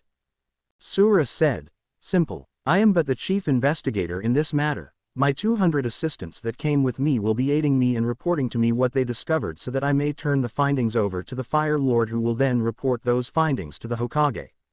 Now, if you do not mind, would Koharu and Homaru lead me to each of their land holdings and their financial records, so I may begin?" Koharu and Homaru frowned but stood up and said, "This meeting is adjourned for now," as they both left with Sura. Naruto blinked as the smoke cleared away, as he held Hinata's hand as the two toads that they stood on top of transported them away from where they had been the last few days. Naruto jumped off the toad's head, as did Hinata, and Naruto said, "Thanks for bringing us here, but are you sure this is where we are supposed to meet Tsunade Bakken?" as he looked at the two toads. One croaked and said, "Yes, this is the agreed upon location." Naruto nods and said, "All right, I guess you both can go back then, and thank you for everything."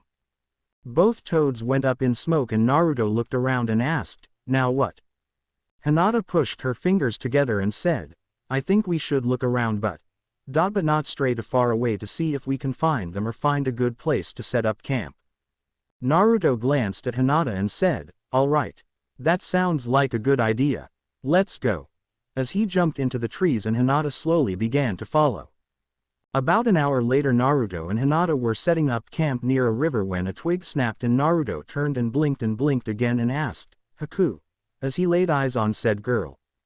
Haku smiled and said, "Hello Naruto-kun. How are you doing?" Naruto glanced around and asked, "What are you doing here, Haku?"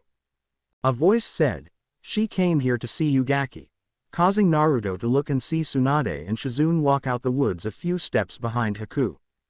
Hinata stood up glancing at Haku and Naruto and then to Tsunade and said, "It's good to see you again Tsunade-sama." Tsunade raised an eyebrow and asked, "What, no stutter?" Hinata blushed and said, "I have had a chance to get better." Naruto said, "Yeah, she got better after I learned she cared for me." And Haku frowned a moment and Shizune said, "Okay Haku, you can talk to him like we agreed in private." Causing everyone to first look at Shizune and then at Haku, who nods and walked over and said, "Can you follow me a moment Naruto-kun? I would like to talk to you in private." As she walked toward the woods behind the camp, Naruto and Hinata first started to make. Naruto glanced around and began to follow her and Hinata looked down, and after they were gone Tsunade put her hand on Hinata's shoulder and whispered, "Is everything alright?"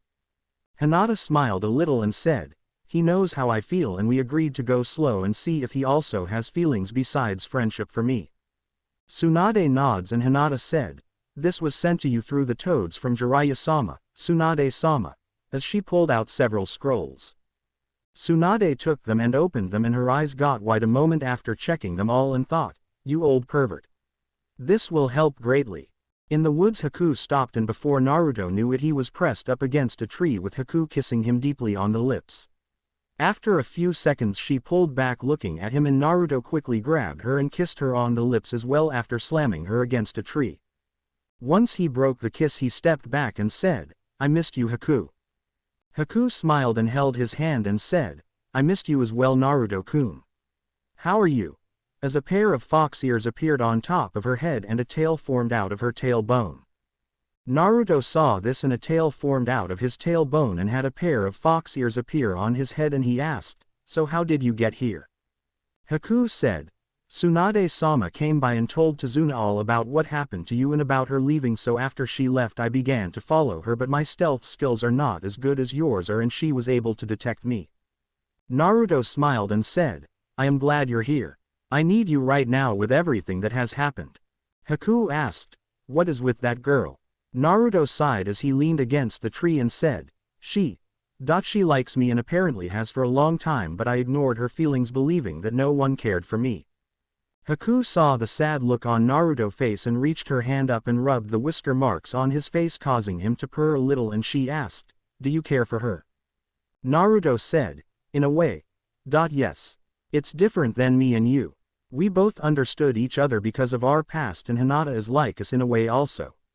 Most of her family thinks of her as weak and have treated her badly, not as bad as we have seen but," as Haku placed a finger on his lip. She said, "I understand. You're confused about it all. The only love you know of is what you and I have." Naruto sighs as he falls down to his knees and sits on his butt with his knees against his chest and nods as he said, "Yeah.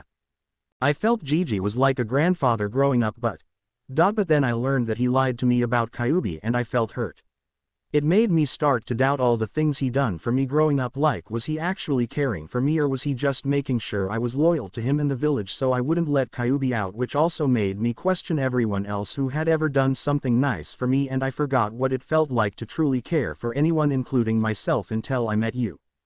Haku sat down beside him and put her arm over his shoulder and asked, "And do you think the others that are here are like that?" Naruto was silent for several minutes and said, "No. I trust them." Tsunade's voice came through the clearing and said, "That's good brats since we care for you as well, but I think you have something you need to tell us." As she pointed toward the ears and tails on each of them and Naruto looked up seeing Tsunade, who was looking at him with question, Shizune with a bit of womanly cuddly emotion and a shell-shocked Hinata. Naruto sighed as he closed his eyes and thought, "Why me?" Naruto glanced at Haku who nods her head slightly and he said, "All right. I guess I can tell you all about what's going on with these," as he motioned toward his ears and tail. Tsunade said, "That would be good." Haku said, "It's a binding contract with Kyuubi," making everyone but Naruto blink. Shizune asked, "What do you mean?" Haku said, "You already know how I took a Chidori to the chest, right?" Well, right before that Naruto had momentarily weakened his seal in anger, thinking that I had killed Sasuke during our fight, and Kyuubi chakra repaired the damage I had did to Naruto during our fight. Tsunade said, "I take it Naruto didn't know who you were at the time, since I remember reading that you were a masked enemy in Kakashi report." Haku nods and Naruto said, "Anyways, when I broke her mask before she took the Chidori, we talked and she confessed she wished we could have met somewhere else than we did, so we could have been together more than we had," as he turned a little red with a blush. Haku said, "To put it simply, I am not a virgin any longer.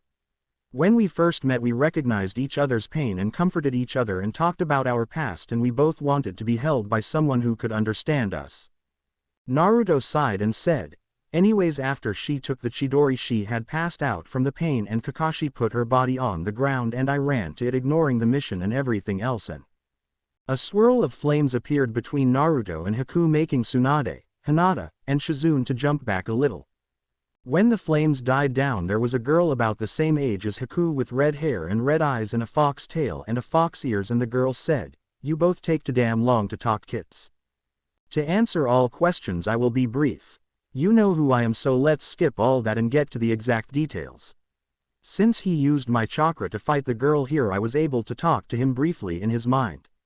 I know that damn seal would normally kill me when the kid here dies, so I have no plans to go out like that, so I made a deal. Tsunade asked, "What kind of deal, Kyuubi?" Kyuubi said, "Relax, Senju, I have no plans to attack you or the others here. Hell, I did not have plans to attack Konoha had Madara not forced me to, but that's besides the point. The deal was simple. In exchange for saving the girl's life, I would receive a blood clone body like I am in now, with exactly one tail of power that I can use with the kid's permission between now and the time he dies. When he dies, I am freed with that clone body and one tail of chakra and allowed to go about my life as long as I never attack any of his precious people." Shizune asked, "Why exactly do they have fox tails and ears?" Kyuubi said, "Oh, those. That was a bloodline I gave both.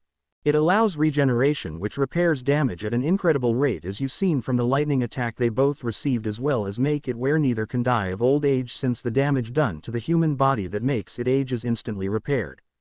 Once they hit the age of, I would saw 22, they won't ever look any older. They can still be killed, but it's much harder. Chakra boost, which it doesn't exactly increase the amount of chakra they have, it just makes it where their chakra is more potent than it used to be. Take the kit's use of Kajbunshin. The same amount of chakra that it took to make 100 Kajbunshin now can make 400. As his control increases, then the more potent his chakra will become, so eventually that same amount of chakra to make 100 could make 1000 or more. Nearly prehensile tail, which have scent markers in the end, so they can either find each other or anyone they want as long as they don't take a bath or a few days pass without touching the person, as well as a chakra network that is built into their own, and parabolic ears which make it where with training they can hear whispers up to about a mile away, though I know the kid hardly uses them." Hinata asked, "Are you both still together?" as she pushed her fingers together. Naruto started to open his mouth and Kyuubi said, "They have to be. They're mates. Haku can't be with anyone else or she will feel incredible guilt, which will cause her to die from depression, where her spirit will just give up living, causing her body to just shut down. And the kid here is the same way. However, he can get more mates if he chooses to, but he has to have the approval of his other mates, so if you want to be with him, then you have to have both his and her approval, and then to make it fair to the kid so he won't be hurt with losing you as time passes by, I will give you the same bloodline that I gave them both." Tsunade asked, "What do you get out of them living longer, Kyuubi?" Kyuubi smirked and said, "Smart, Senju.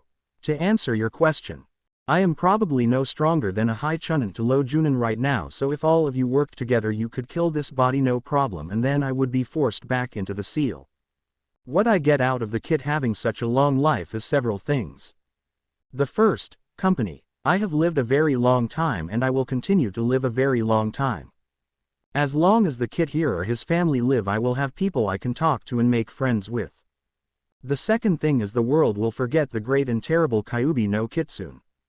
I will be able to, when I finally get my full freedom, to start a new life under a new name and not worry about power-hungry humans trying to control me or use me. The last thing I get is protection.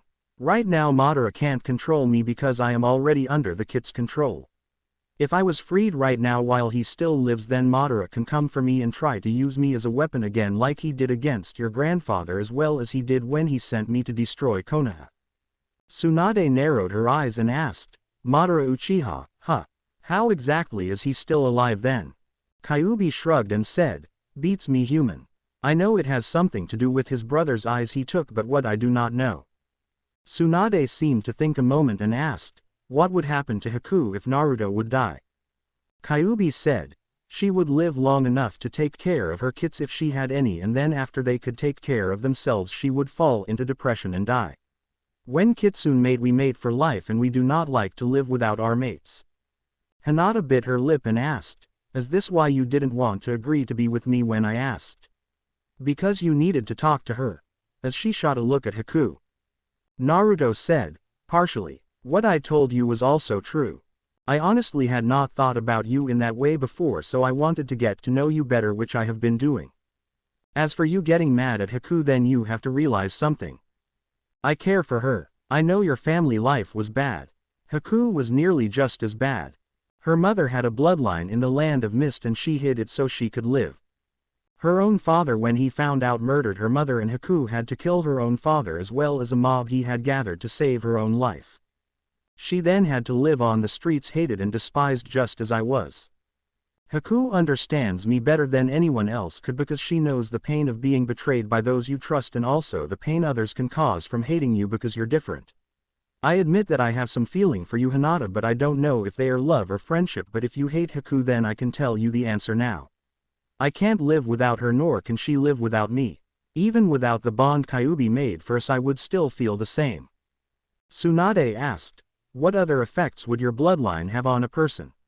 Like Hinata here. Kyuubi said, if you mean, will it affect her bloodline, then no. With enough time though I can do this. As she snapped her finger and Naruto grabbed his stomach in pain and it started to sleet in the air. As everyone tensed and Naruto calmed down a few seconds later, it quit sleeting and Haku said, you gave him my bloodline. Kyuubi said, yeah. Since I had to mess with your DNA structure while I was healing you and giving you my bloodline, I copied your original structure in case I messed up and had to fix it, and while I was bored inside the kit here I examined your DNA and figured out what was the part that gave you the ability to control ice. Now with training the kit can do it just like you do. Tsunade blinked and Hinata asked, and you could do that with my bloodline, give it to him. Kyuubi said, not just him, both of them. I won't make one member of the kit's pack stronger than another, and I will do everything I can to make him the strongest in his pack. Tsunade said, so he could be your alpha. Kyuubi said, Exa, as she stopped herself. Tsunade smirked and said, I see. Naruto blinked and asked, you see what, Bakken? Tsunade said, oh, I just figured out that the real reason the fox here is helping you is mostly what she has been saying, but there is another reason. Remember how she said she wouldn't have to be alone? Naruto nods and Tsunade said, and remember she said that Haku and you couldn't be without the other. Naruto nods again and Haku's eyes looked at Kyuubi and Shizune said, you don't mean. Naruto asked, what are you all talking about? Tsunade said, think about it, Naruto. Since she gave you her bloodline, that means the rules that affect you affect her. She can't cheat on her mate or she would die from depression just as Haku would. She also can't live without her mate unless she had children, which I doubt, so that means she doesn't have one. She's alone and so she is making you like her so that way you can be her mate. Am I right, Kyuubi? She wants you to be stronger so she gives you Haku bloodline and she will make you stronger, then she will, because those who follow animal instincts like to have a strong male to protect them, and Kyuubi done said she's using you to protect herself. Naruto looked at Kyuubi who was glaring at Tsunade and Haku said, it's true, isn't it? Kyuubi turned from looking at Tsunade and walked over and moved Haku's hair away from her neck and said, remember this, what did I tell you it was? Haku said, a mate mark. Naruto blinked and said, but you told me that it was how you had to save her life and that I had to test it on you too. You tricked me. Kyuubi said, I'm a trickster at heart, Kit, it's what I do. Naruto asked, but why didn't you tell me the truth? Kyuubi sighed and said, I wanted to earn your approval and love. Earning your mark through trickery is okay, but actually having your heart is better.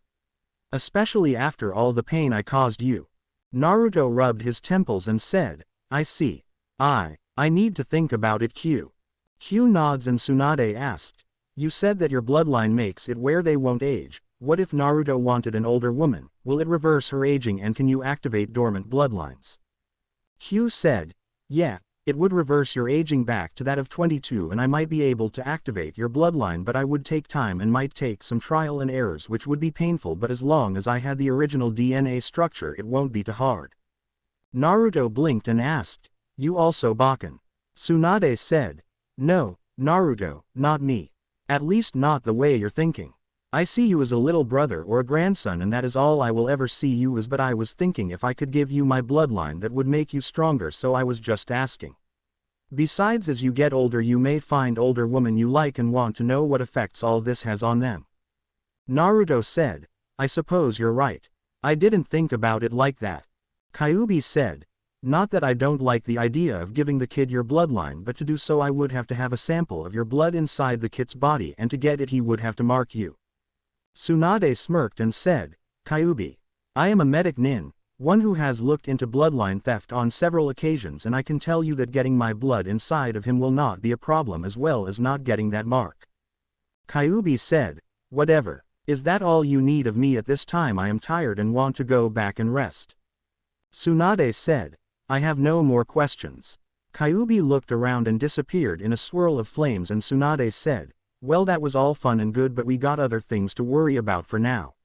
Since Naruto and Hinata already got our camp set up, let's begin training. All of us. As she looked around and saw Shizune flinch. When Naruto and Hinata returned to camp, Naruto asked, so what will you be training us to do? Tsunade said, the first thing I need to do is get your chakra control, Naruto.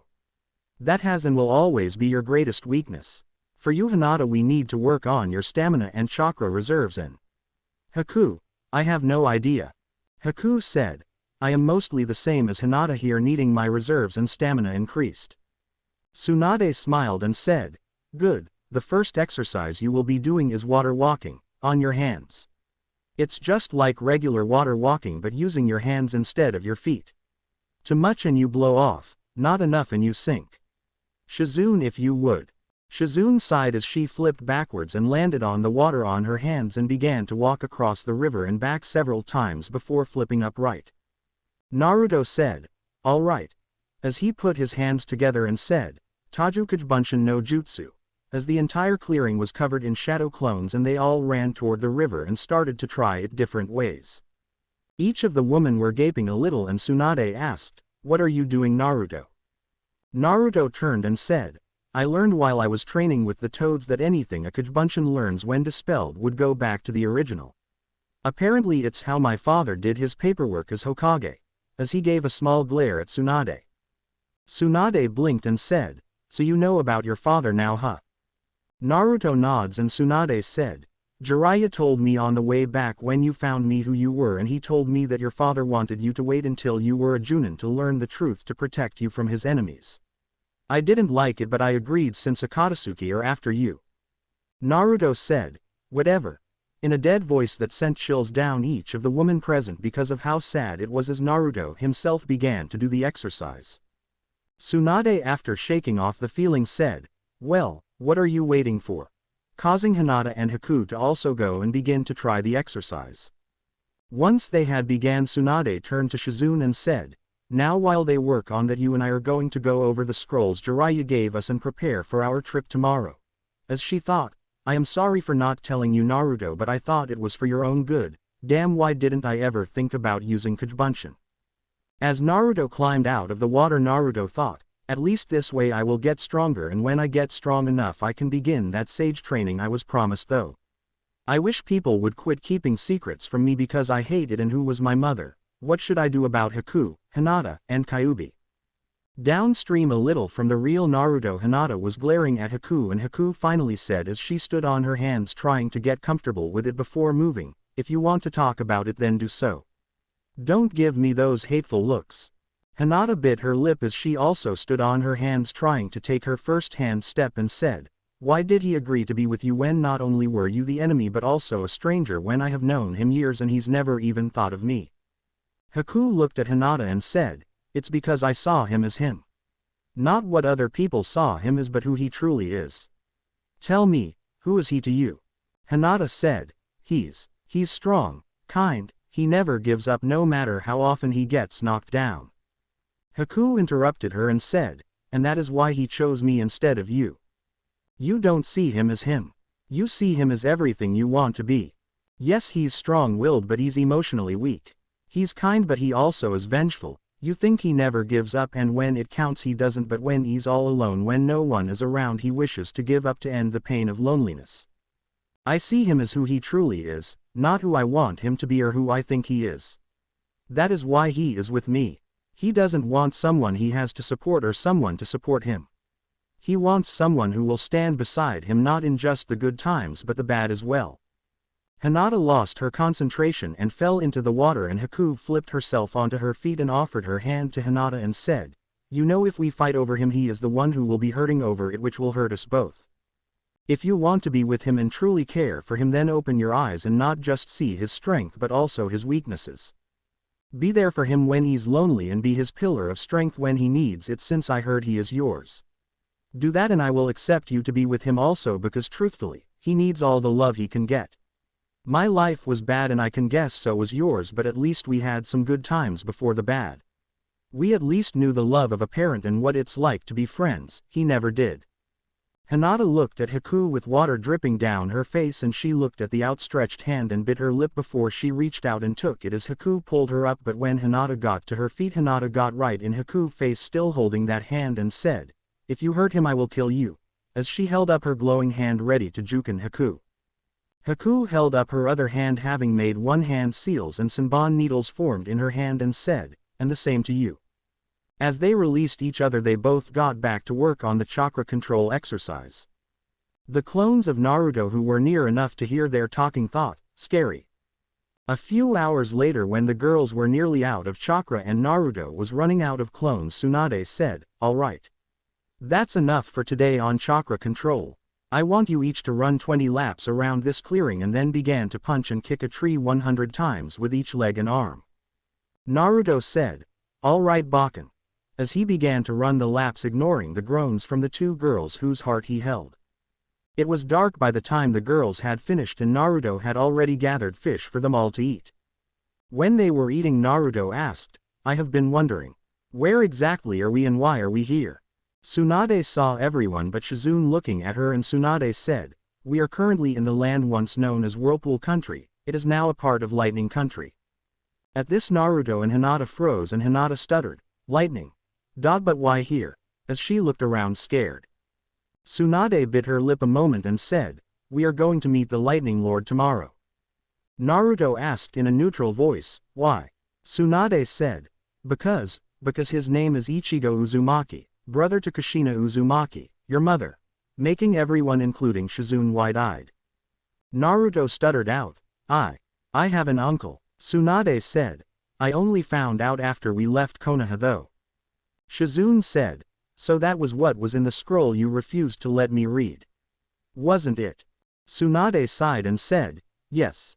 Apparently the third Hokage had discovered who he was after the Cloud Indecent but because of that he could not do anything without taking the chance of war between the two countries.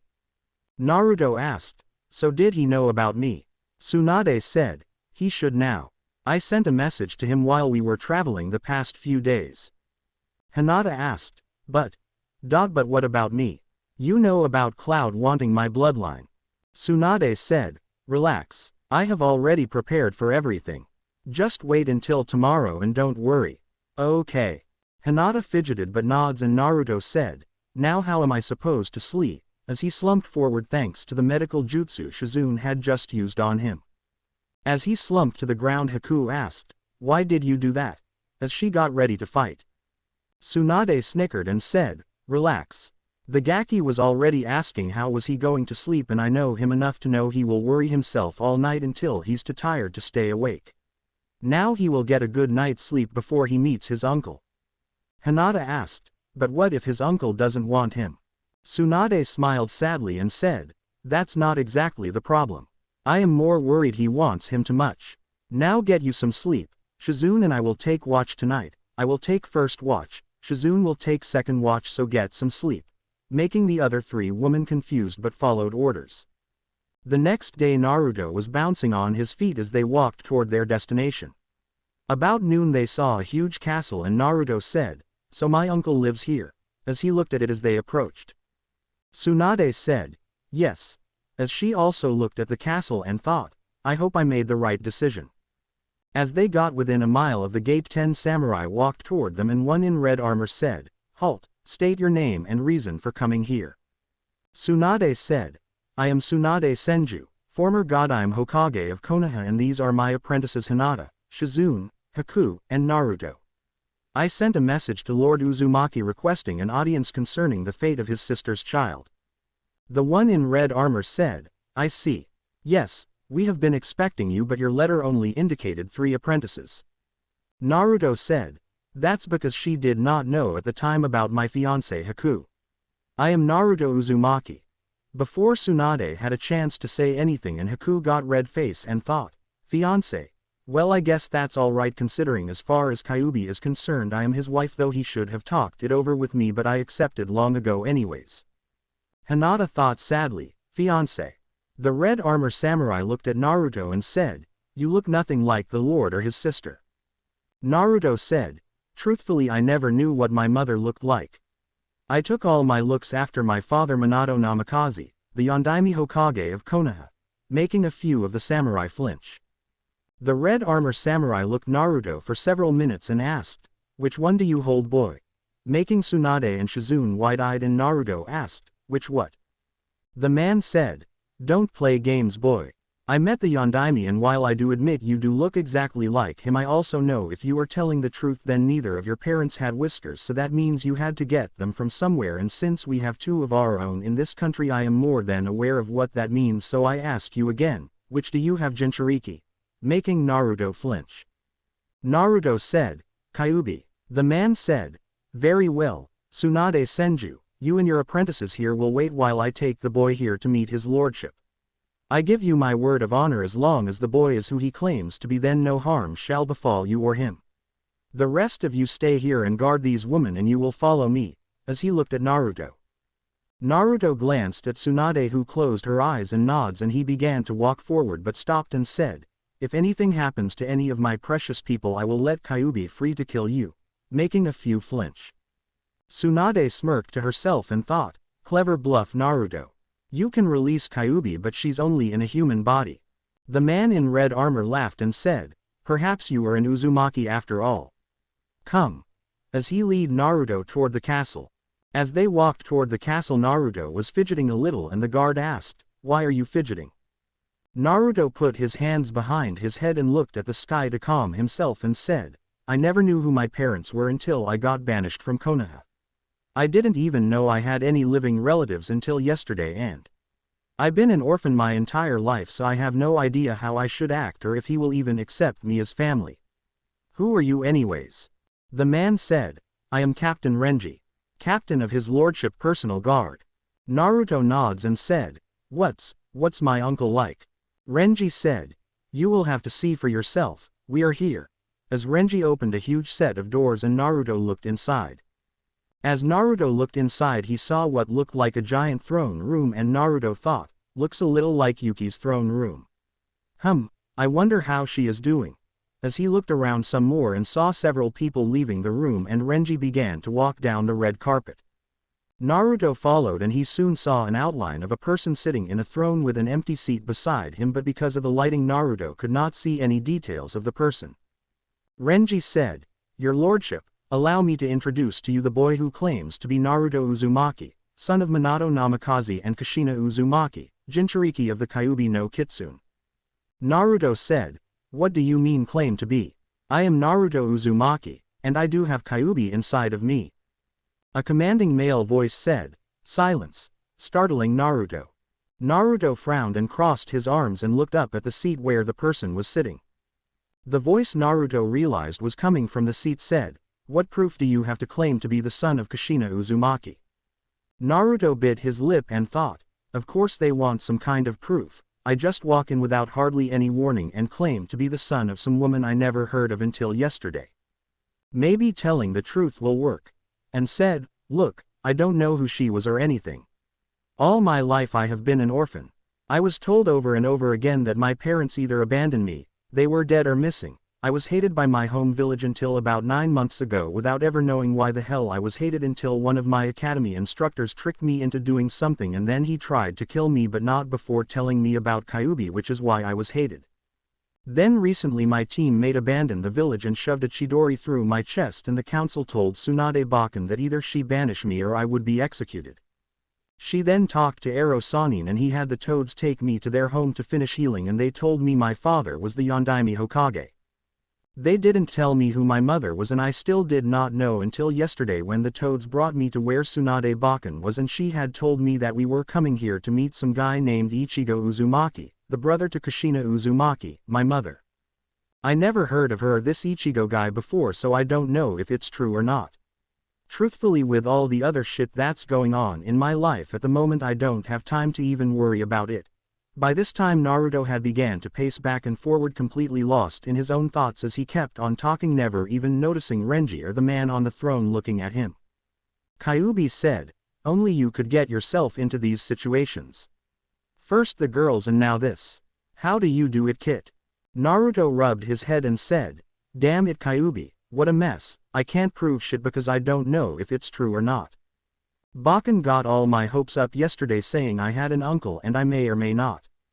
I don't know, and I got some ego-tripping dipshit here who reminds me of Yuki's uncle before I kicked his ass acting all high and mighty, who probably got some big stupid plan to keep me from even meeting this guy Ichigo so that way he could probably take over the country in some kind of ultra fucked up emo plan where he finally goes in for the kill only to forget he left all his weapons on the table in his office and gets his ass killed. Can't I even get a break? As Naruto looked back at the throne. Naruto blinked and asked, what? Renji said, you do know you said all that out loud, right? Naruto palmed his face and said, damn it Kyuubi, why did you have to distract me and why didn't you tell me I was talking out loud? Naruto face scrunched up as Kyuubi said, it was fun to watch and listen to. Naruto shook his head and said, damn Vixen, give her an inch and she runs your life. As he looked up at the throne and said, alright, it's obvious I don't know shit about this Kushina lady. I don't know if she was my mother or not and I don't know what happened to her after I was born. All I know is what I've been told. I figure you're probably some asshole just like the Fire Lord has, who has to meet everyone before they can see the actual Fire Lord to see if they are important enough. Gigi took me to see him enough times when I was younger to know that much about this political crap, so how about you tell me what you want? All I have in the world is what's on me and the woman who were with me. I don't have any picture, or relics. I don't have any special jutsu besides Kuchio's no jutsu, Rasengan, Kujbunshin no jutsu, Sexy no jutsu, Harem jutsu, Henge, and replacement. I know a few chakra exercise and I just learned the Sage Tiahutsu. If any of those will work as proof then fine, but if not then I guess we're both shit out of luck. I could use some of Kyuubi chakra if that will prove anything, but I doubt it. Silence fell over the room for a good minute and Naruto had his hands on his hips and finally asked, are you going to say anything? Because if you're not, then can I see this Ichigo guy? I want to find out if this Kushina lady really was my mother, and if so then ask if he knows what happened to her. If not then let me go back to Bakken and the others and we can get the hell out of here. Renji finally said, do you wish for me to kill him, sir? As he grabbed the hilt of his sword. Naruto tensed and looked at Renji and finally laughter came from the throne and said, no, don't kill him. I think I rather kiss him. Naruto paled and said, oh god, another gay pedophile. Why me? Please tell me you don't have 50-foot-long snakes ready to eat me like the last guy, because I know from experience that I can blow them up from the inside with Kujbunshin. As he started looking around the room for a way out. Laughter could be heard as the guy on the throne fell down the stairs holding his side as Naruto got his first look at the guy who stood about 5 feet 10 with red hair with gray in it, and he had green eyes, and the guy said, still holding his side, if you are who you claim to be then you may have your father's looks but you definitely have your mother's attitude. Only she would have the balls to tell a feudal lord he's a stuck-up asshole and not give a fuck, as he slowly stood up catching his breath. He said, "Allow me to introduce myself. I am Ichigo Uzumaki." As he straightened his cloths, Naruto blinked and blinked again and said, "Oops," as he rubbed the back of his head. Ichigo glanced at Renji and nods, and Naruto didn't see it, and suddenly he saw Renji blur out of the corner of his eye, and Naruto felt a blade cross against the side of his neck, drawing a tiny line of blood, but suddenly stopped. Naruto, acting on instinct, jumped back and he held his neck and quickly drew a kunai and asked, "What the hell?" Renji looked at the blade and said, "Here's your sword back, sir," as he handed the blade back to Ichigo. Ichigo looked at it a moment as he took it back and said as he looked up at Naruto, "You were telling the truth. You really are Kushina's son." Naruto blinked and asked, "Huh?" Ichigo said, "Leave us," as Renji nods and leaves the room. Once he was gone, Ichigo held the sword in his hand and said, "This sword has been in our family for over 400 years. One of our ancestors was a powerful warrior, however he was accident prone and kept cutting himself with his own blade, so his wife put seals on it that made it where the blade could never cut his body once it hit his blood, only giving him small paper cuts to make him learn not to cut himself. Ever since then this blade has passed down from generation to generation, always being given to a family member to learn to use a sword without killing themselves. It's one of the only relics of our family left to survive the fall of Whirlpool Country. It is impossible for this blade to kill an Uzumaki. I had Renji wait until you were distracted and try to cut off your head with the blade so you couldn't protect yourself with some sort of jutsu. If you had not been an Uzumaki, then you would have been dead. You have to understand, I needed some way to prove you were who you claimed to be, since I am a feudal lord. I am glad that you're alive, nephew." Naruto smiled a small smile and Ichigo said, "So, how about you and I spend the rest of the day talking, and I will have my guards take your lady friends to a guest room to rest for the day. I want to hear all about your life, both good and bad, and I would like to tell you about our family." Naruto said, "I would like that." Ichigo said, "Good, guards." Just then several samurai burst into the room and Ichigo said, "Please escort the ladies outside into the guest wing and see to it they have plenty to eat and drink as well as anything else they need. Tell them that my nephew and I will see them tomorrow sometime. Please have the kitchen prepare us a meal. Tell me, do you like ramen?" Naruto blinked and smiled a big smile and said, "It's the food of the gods."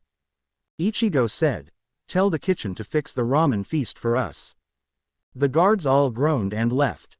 Ichigo asked, "So, tell me about your life." Naruto swallowed and said, "Well." Outside, Tsunade was getting impatient when several guards came walking toward them, and one said, "Please escort the ladies inside to the guest quarters. His lordship said him and his nephew will speak to them tomorrow." Tsunade smiled and thought, so things worked out good, as they were led inside. The end. I hope you enjoyed this episode. Remember to subscribe and like this video. See you in the next part.